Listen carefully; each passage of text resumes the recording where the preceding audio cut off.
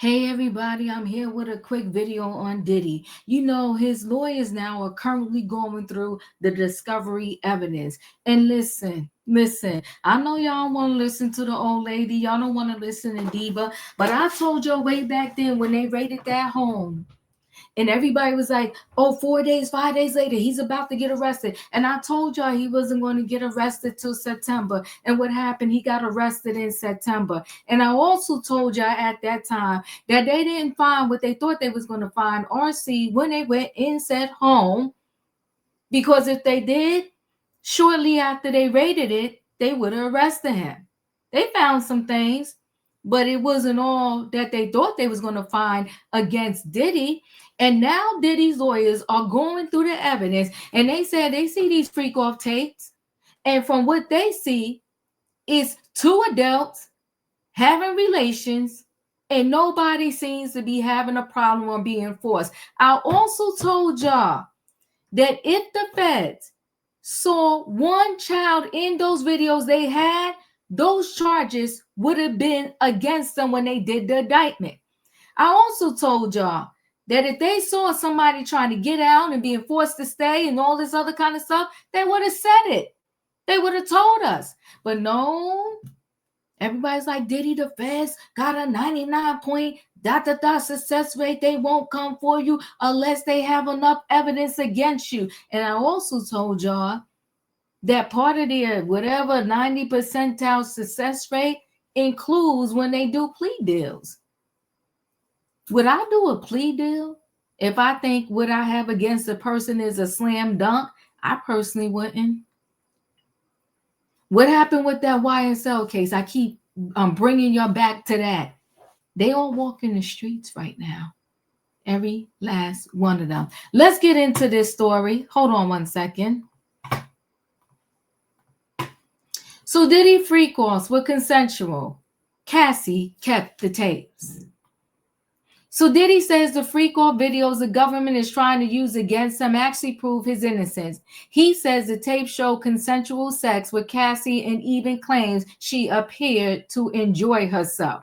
According to new legal docs obtained by TMZ, Diddy's defense team says they seen the 9 so-called freak off videos. Not they just got 9. There's got to be more. The feds are making a big stink about. But his attorney said the content on the tapes amounts to private sexual activity between fully consenting adults in a long-term relationship. Diddy's legal team says his ex-girlfriend Cassie not only consented, but thoroughly enjoyed herself and is evidently happy, dominant, and completely in control. The docs reference victim number 1, who we now know is Cassie. Prosecutors described the videos as elaborate and produced as performances in the federal indictment against Diddy. But his lawyer said the footage does not depict S parties, but rather adults having consensual sex, plain and simple. Let's listen to TMZ. Hold on one second.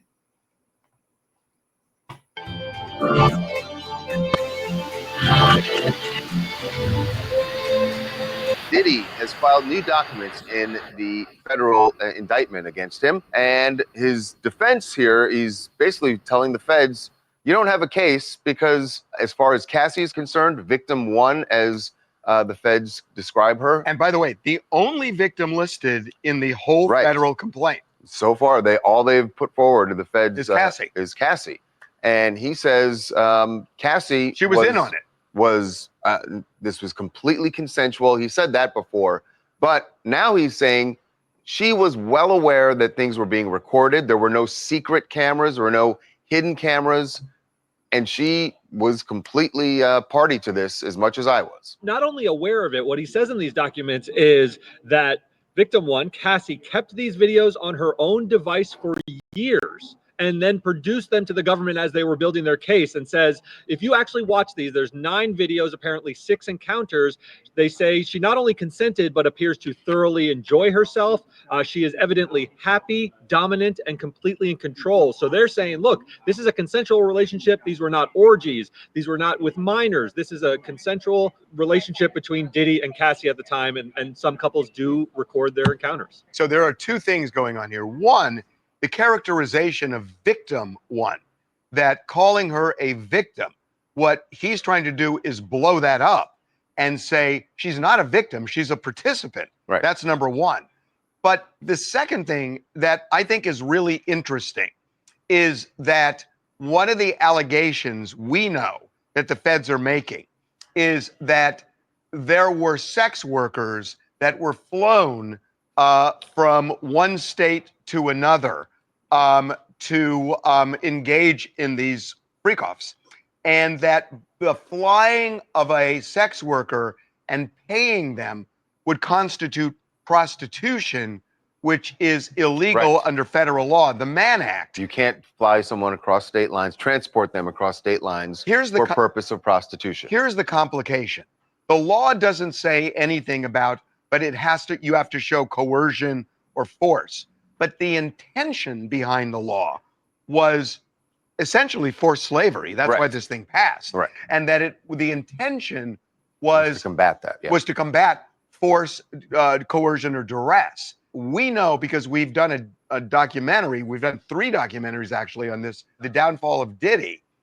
We interviewed his lawyer in the second one, Mark Agnifilo, and he told me squarely that he is arguing that force and coercion is an element of this, and he is going to fight it. Right, and this is what they're doing with this new filing, right, is to say they're addressing that force and coercion part of it and taking that off the table. That's right. As far as they're concerned. So. And this document that was just filed, to me, is the closest evidence we have of the defense that he's going to mount. Mm-hmm. Now, when you think about it, if Cassie is the star witness, and everything points to the fact that she's going to be, this is not a slam dunk.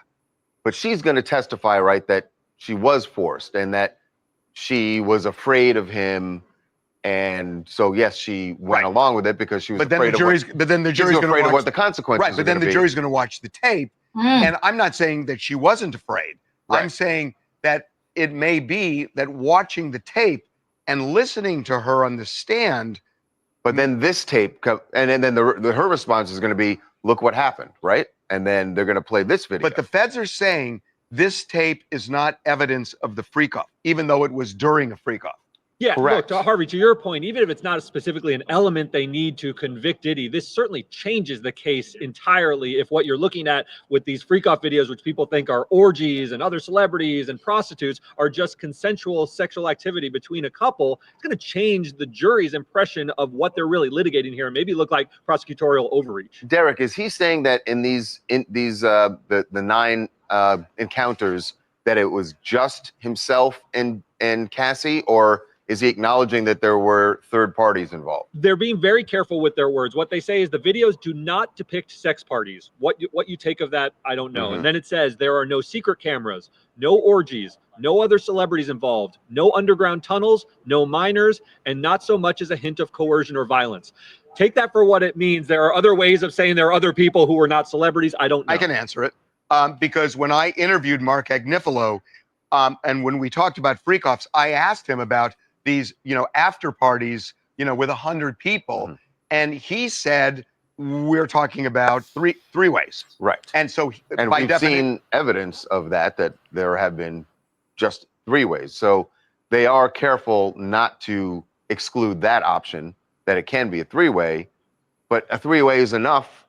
If it's a sex worker that they paid, that they cross state lines. Now, then the issue becomes, is Mark Agnifilo right that you can use force, coercion, or duress as an element of the Mann Act, even though it doesn't explicitly say it? Well, that's where the jury comes in, right? I guess the only point I'm making is, everybody's kind of made their mind up on this yet. Legally, this is an interesting case because remember, she is the only victim listed in this indictment. Yeah. My name is Ariella Steinhorn, and I'm in New York City. To me, this is a page out of the playbook of any man who has ever been accused of sexual assault, to divert, to say that she wanted it, to say that it was consensual. Even if it was ever at one point consensual, I think that the case can be made that there were plenty of non-consensual acts that occurred. And I think that the concept of DARVO, of reversing victim and offender, and putting all of our attention on Cassie and the thought that she maybe wanted this or was involved or was orchestrating this in some way is an interesting tactic from his lawyers. But we'll see what Cassie has to say on the stand. Yeah, I mean, she is going to be the star witness for sure. So Diddy attorneys also say the tapes were not secretly recorded, and they push back on some of the conspiracy theories surrounding the case, claiming there are no secret cameras, no orgies, no other celebrities involved, no underground tunnels, no minors, and not so much as a hint of coercion or violence. And get this, Diddy claims Cassie kept the recordings on her devices for years and turned them over to the government herself. And he's refuting the Fed's position that he kept the videos as collateral. He insists the videos were not on his devices and were not seized from his home. Diddy's attorneys say the tapes did not show any evidence of violence, coercion, threats, manipulation, drug use, excessive alcohol consumption, and they add there is certainly no evidence of trafficking. Diddy said all along he's innocent, and his legal team says the proof is on the tapes. We reach out to Cassie's attorney, Douglas Wigdor. So far, no word back yet. Listen, this thing is going to be the trial of the century in 2025, along with, what is his name? Keefe D's trial. This thing is going to give us life in 2025 to hear all of these details and what goes down and what actually comes out. Listen, guys, chat with me in the comments, and when I get an opportunity, I will chat back. If you're not a subscriber, subscribe, hit the notification bell so that every time I upload a video, you will be notified. If you are a subscriber, welcome back. Everybody, thanks for watching. This is some interesting information, just 9 videos. Where's the videos from the raids? They raided 2 homes. They submitted 9 videos in the discovery evidence. Chat with me, guys. I'll chat back. Hit the like button. See you in the next video.